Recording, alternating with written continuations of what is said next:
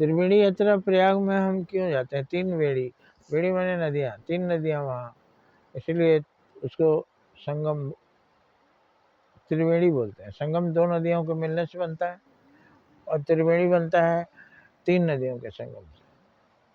तो गंगा, जमुना और सरस्वती, लेकिन लोग जाते हैं वहाँ 2 ही नदी मिलती है, गंगा और जमुना। तो ये मान के चलते हैं गंगा जमुना क्या चीज़ का प्रतीक है?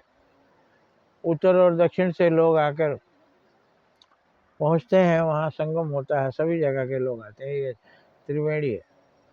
अब सरस्वती नदी दिखती नहीं, कुछ लोग कहते हैं ज़मीन के अंदर से आई है सरस्वती मिली है। कभी कुछ लोग कहते हैं पहले सरस्वती नदी भी बहती थी, लुप्त हो गई।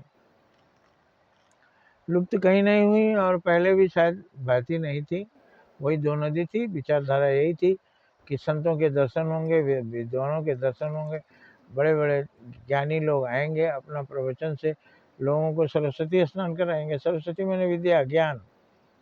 तो गंगा जमुना नदी में नहाएंगे, गंगा जमुना उत्तर दक्षिण के लोग मिलेंगे, चारों तरफ के लोग आके मिलेंगे और फिर सत्संग प्रवचन करेंगे, कई दिन वहाँ निवास करेंगे, अपने शरीर को नहाकर पवित्र करेंगे। लोग बोलते हैं पाप धुल जाता है।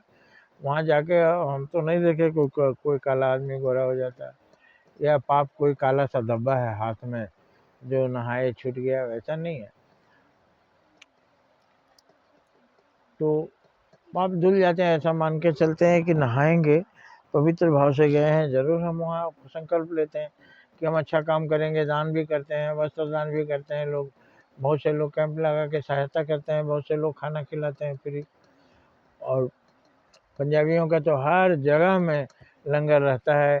इतना पवित्र काम है जिसकी और प्रशंसा होनी चाहिए चारों तरफ। कोई ऐसी जगह नहीं है फंक्शन में, उत्सव में, तीर्थ में, जहाँ ये पंजाबियों का लंगर नहीं होता है। आइए भोजन कीजिए, प्रसाद ग्रहण कीजिए, गुरु का प्रसाद, गुरु का लंगर ग्रहण कीजिए। ये बहुत बड़ी बात है। जिन जो सामर्थ्यवान नहीं है या गरीब हैं वो जाके खाएंगे, जो अमीर है वो भी प्रसाद समझ कर खाएंगे। अब जो खिलाते हैं पहली बात तो किसी से मांगते नहीं, केवल सिख समुदाय अपने बल पर चंदा इकट्ठा करके और वो सब करता है। कभी किसी के घर उन लोगों ने देखा और लोग चंदा कर यज्ञ कर रहे हैं, इतना पैसा भिजवा दीजिए, नहीं तो दुर्गा पूजा कर रहे हैं, किसी व्यवसायी को बोलेंगे इतना पैसा भिजवा दीजिए, ठेकेदार को बोलते हैं इतना पैसा भिजवा दीजिए, घर में जो रहते हैं उनको भी भिजवा दीजिए, जो मेला लगेगा, जो पूजा होगी उसमें आप सहयोग कीजिए और आप आके एंजॉय कीजिए। तो धमकियाँ भी इसमें मिलती हैं, डर से भी लोग दे देते हैं, नहीं देते हैं तो उपद्रव भी करते हैं, लेकिन एक सिख समुदाय कभी भी नहीं करता।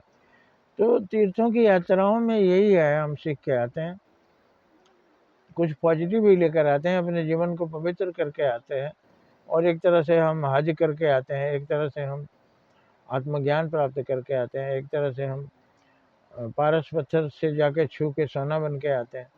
ऋषि मुनियों का संसर्ग, नागा साधु सारे लोग आते हैं। ज़्यादातर लोग नागा साधुओं को कुतूहल से देखते हैं, लेकिन नागा कैसे बने, रात दिन भगवान के कीर्तन में लगे रहते हैं। उनको भी भोजन जनता जनार्दन देती है। तो तीर्थों में हर तीर्थ का अपना अपना महत्व है, हमें जानना चाहिए और पूरी श्रद्धा रखनी चाहिए। जय हिंद, जय भारत।